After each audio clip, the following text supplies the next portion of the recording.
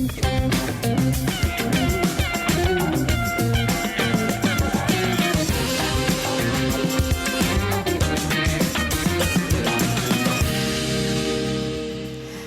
and good evening. I'm Melisa Idris. And I'm Sharaad Kuttan. You're watching Consider This, the show where we want you to consider and then reconsider what you know of the news of the day. Merry Christmas to all. Despite numbering just over a tenth of the population, Christians are still a very visible part of the nation. Now, like many other faith communities that congregate for worship, the demands of public health measures have been a challenge during this time.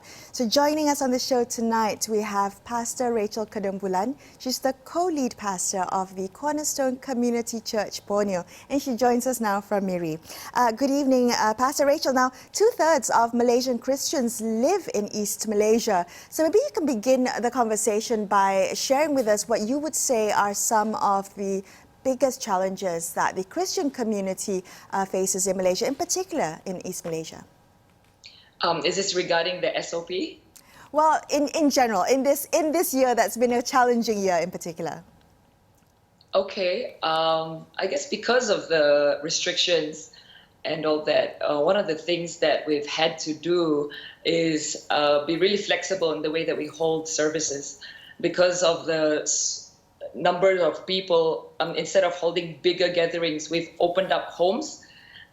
We've opened up our church members, cafes, even gyms, of course adhering to all SOPs, and everybody has to fill out a Google form so we know where everyone has traveled and be able to follow SOPs. And actually, there's pros and cons. The cons would be it's sad that we can't gather live and have worship together live. But the pros really is being able to gather in smaller groups, which has actually been good for us because you're forced to kind of have deeper relationships with lesser people. And so that's a good thing. Yeah, maybe, Rachel, you could give us a sense of your own church. I mean, you know, some of us maybe, in the media, we see some of the mega churches that exist, not just in Malaysia, but around the world. And we see thousands of people worshipping and in theater-like conditions. I mean, what is it like for your church? I mean, and many of the churches that exist in Sarawak. Well, specifically, the church that I'm in is not a big hall. We can only fit maximum of 120 people, and that's without SOP. So with SOP, we were only able to fit 50 people in our hall. Okay, so everybody had to fill out a form. And but other churches I know, like our mother church in Singapore is much larger, and they could fit half of that, probably 250 people or so. So they could kind of continue and have the same atmosphere as you would when you gather in a bigger group, right? Right. Well, you know, in some of the ways in which the pandemic has changed worship has been this kind of hybrid of physical and digital. Has your church had to adapt with that? And I can imagine there could be some challenges to having to worship through online. Yeah, I mean, man, when I was called to pastor a church, I didn't think I'd have to learn how to speak in front of a camera. Man, it was the toughest thing in the world. I mean, I had to cut so many times, especially in the beginning. And because it's going on YouTube, you know, you have no idea who's watching, and your hair is always in a mess. And it's just like, okay, wait, stop this. You know, I got to do my hair. And you get really self-conscious, and this is like, no, I'm doing this for God. I'm doing this for God, right? Not for anyone else. And you're trying to tell yourself that, not for anyone else. But, you know, deep down inside, we're all like, need assurance from other human beings. And so that's one of the things that was really tough for me as a speaker and as a preacher. But one of the things I'm really, really proud about with the church is how people were just flexible. Really being able to pivot and because things were just so uncertain every day, every week, we weren't sure what's going to happen next, but being able to be flexible and meeting even in homes. So instead of, I think one of the things was church began to look more like a table congregation rather than a temple congregation. And the difference is temple is more organization, more institutional, but the table allowed us to gather around and have meaningful conversations and really meet one another every weekend. Rachel, I want to come back to that question of challenges and go beyond the issue of COVID and the pandemic to the fact that Christian communities are, and this might or might not be a self-perception, of minority communities within the larger Malaysia. Now, as a minority religious community, what have the challenges been? The challenges being in the context of?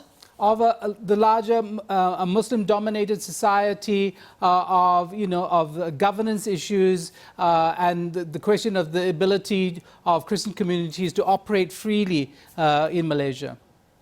Okay. Well, in Sarawak, I guess it's not as tough as other states. For example, we have Christmas markets, we have Christmas parades in the citywide, in Kuching and in Miri. But I guess, what are the challenges?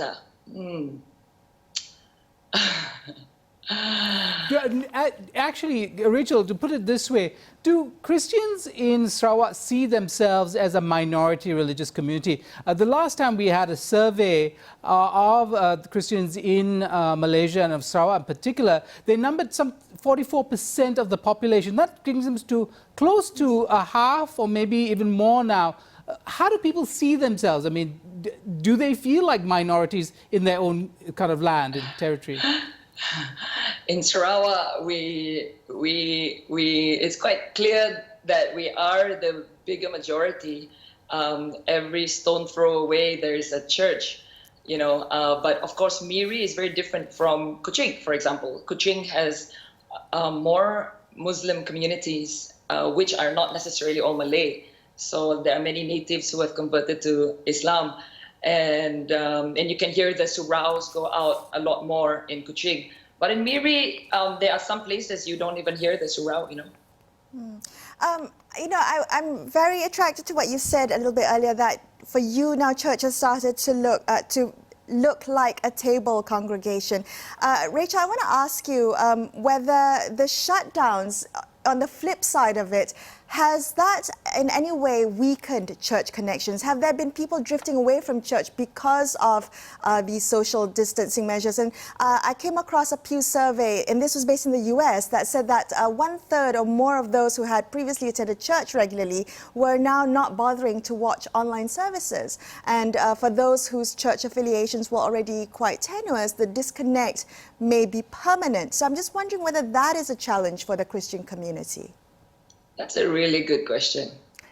Because yes, it's true that that's a good statistics. Probably 1 out of 3 have stopped watching services and stopped pursuing the faith in all that it has to offer. But at the same time, those who've been faithful have never been stronger, and those who've stayed on the course have actually become stronger in their faith. I feel like this year, if there's anything, it has made us to anchor in our faith, to really question what do you believe in, because there's so much uncertainty, there's so many things that's going on. You need to hold on to faith, right? Because that's something that you cannot see, and yet you have to believe in. And so those who have stayed on the course have actually gone stronger, and that's the 2 over 3. And those are the people that I want to focus on. Right. Rachel, in terms of the message that Christian communities have, and you speak directly to how you're dealing with this, the question of science and what science says about the pandemic, and the kind of other kind of beliefs people have that, often a plague comes, and because the Bible is full of stories of plague and challenges that the community gets from their God. So, how do people make sense of this? Did the pandemic come from God, or or do we rely on science to understand the current situation? Wow, that's a very loaded question. I'm going to be very careful. No. But, okay, well, I can't really speak for the bigger church. Okay, I must speak for myself and the church that I lead. Okay, and I really feel like the Bible really, okay, I'm just going to throw out scripture here because that's what we base on. That's what our belief is based upon. There's a scripture that says, if my people humble themselves and pray, and turn from their wicked ways and seek my face, and then I will heal their land. And I will forgive their sins and heal their land. And the whole concept of this has nothing to do with other people. It doesn't, because many times it's very natural for us to think, oh, this is God being angry with us because we're too consumerism and we want to just make more money or whatever and kill all the nation. But this scripture really talks about how do we look at this in our perspective, in being able, if my people, who would humble themselves and pray, turn from their wicked ways. So I'm not going to be in a place where I'm going to point fingers and be like, hey, that country who is eating all sorts of nonsense food, it's their fault. I feel like that's the wrong way to look at this. What I believe is happening is God is allowing all of this to happen, not that he did. All right. We believe that God doesn't cause, it is not in his will to bring death or harm to us, but he may allow it at times to bring an enlightenment to us to come to a place of awareness. And I think many of us live life in a very motion-based. We just go through the motions of things. But allowing this shakes us, and we're like, okay, it's time to wake up. What's going on? And it brings such an awareness to us, and we begin to speak to God. All right. Thank you so much for speaking with us, Pastor Rachel. I want to wish you a Merry Christmas from Merry both Christmas. of us. Yeah. We're going to take a quick break on Consider This, but we will be back with more, so stay tuned.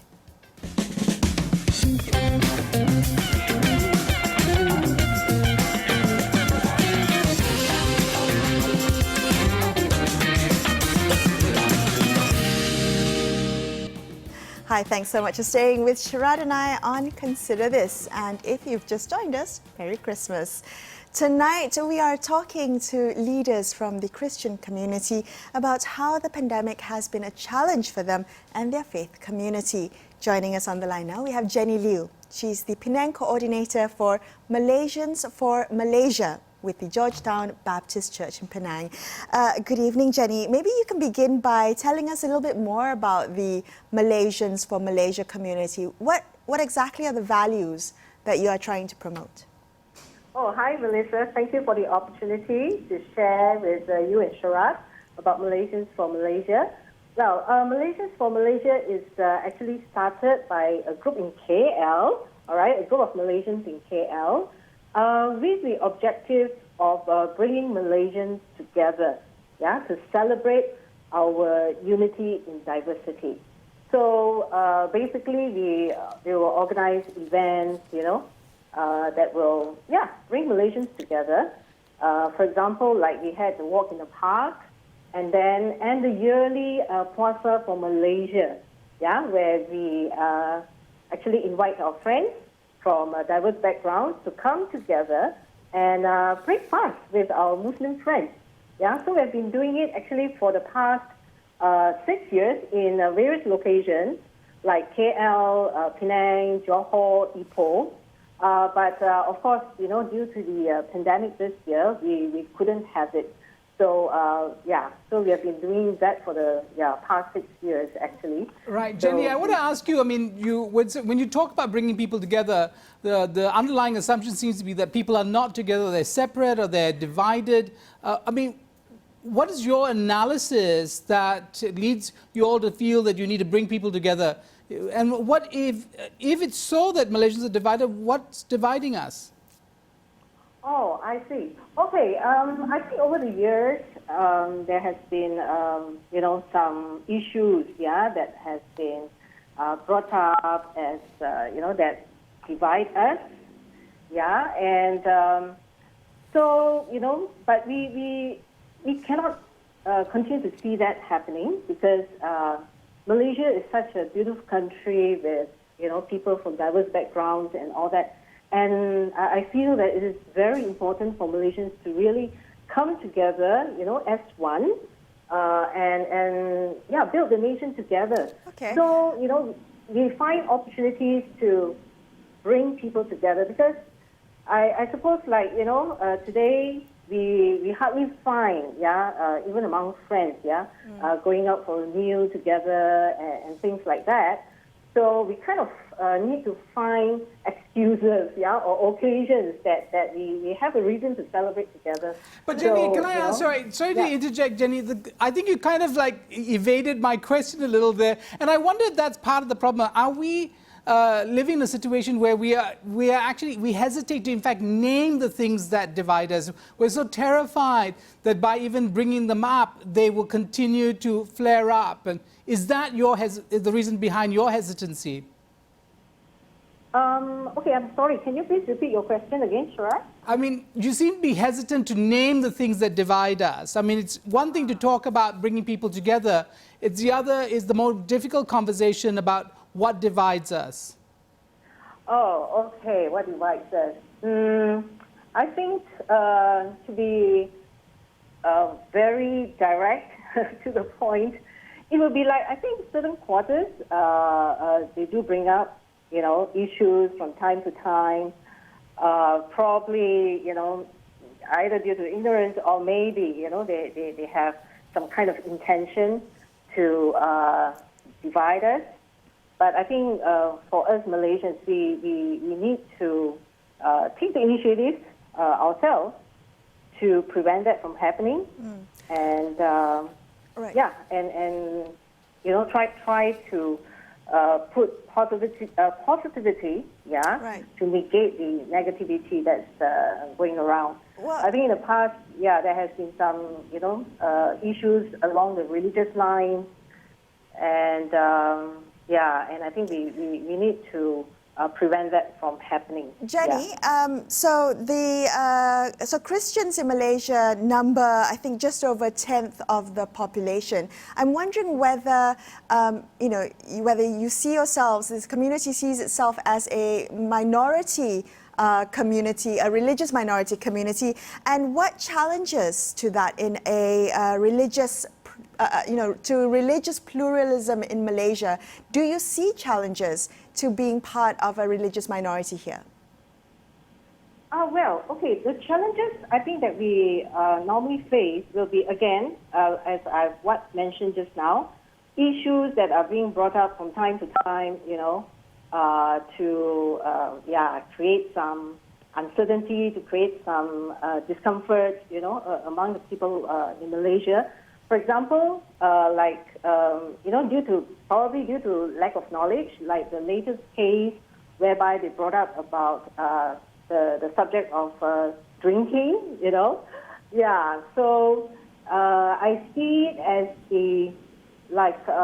probably due to lack of knowledge, yeah, that they, certain quarters make comments, yeah, that, the Bible actually, it encourages it and all those stuff. So, so I think, these are the some of the challenges that we face. And also I think, as you all know, the challenge of the use of the word Allah, yeah. So I think that's another challenge that we face because for us, it's like it's in our Bible, it's in our religious book, our Holy Bible, and there's just no way where we can just change things like that because it was already there since the beginning, yeah, of the publishing of the Bible for us. So right, Jenny, can I ask you another question? This has to do with the fact that the Christian community itself is not one, it's not monolithic. There are different traditions: Catholic, Protestant, Evangelical, if you like, or in Orthodox, a much smaller community in the Malaysian context. What about the dialogue between Christian communities in Malaysia? Is there enough being done in order to bring Christians themselves divided on liturgical and theological and basis? What's happening on that score? Okay, over the years, right? Of course, we do see some differences, yeah, in our practices and all that. But on a personal basis, I can see that we are coming closer together, yeah. As one. So basically what we needed to do is actually focus on the dogma issues and not the peripheral issues, that seek to divide us, for example, like traditions or rituals and all that. Those are actually not that important, So we seek to come more together, and I think that there has been some dialogue among the Christian group itself, and coming together to do things together. So I would see that there has been improvement in that, but I would like to say that I think more can be done to forge this unity. Well, I want to ask you, Jenny, about how the COVID-19 pandemic has impacted the faith community. I mean, Christian worship has long been characterized by its adherence to tradition. So I'm wondering, what would you say, how would you say the pandemic has changed Christian worship? Oh, okay. So first of all, I think the one thing that stands out is technology, So, for example, like when the PKP was imposed, all of us couldn't get up. All right, so that means that we can't go to church, which for many of us it has been a tradition, for years, where every Sunday we will just go to church and have our worship services. But because we are being locked down, so therefore we have to change, the way we worship. So we actually depended a lot on technology to help us, cope with that. So I would say that one major thing that has changed is the way we meet together, the way we worship. So a lot of it is done through platforms, online platforms nowadays, and and also I think, for example, like the celebration of Holy Communion. Previously, it was done by the priests, the pastors, the elders. But now, because we are at home, so we just have to rely on the head of family to do it, to pass to us, the elements and to celebrate together. So these are some of the things, that has changed. Jenny, do you think that as a consequence of this year, and of course we're all looking forward to some sort of normality, return to what we used to do, that in fact relationships to the church, commitments to religiosity have loosened over the last year rather than strengthened, or is it the opposite? I would say that you are right to say that it has been loosened without, but I would like to add, without compromising on the dogma issues. So we still adhere to what is the most important principles of our faith, but it's just a matter of changing the way we do things. So if you talk about religiosity as like rituals and all that, yes, that has changed. That has changed. All right. Well, Jenny, thank you so much for speaking with us tonight. We appreciate your time. That's all we have for you on this episode of Consider This. I'm Melisa Idris. And I'm Sharaad Kuttan, signing off for the evening. And on behalf of everyone on the Consider This team, we'd like to wish you Merry Christmas. Thank you so much for watching, and good night.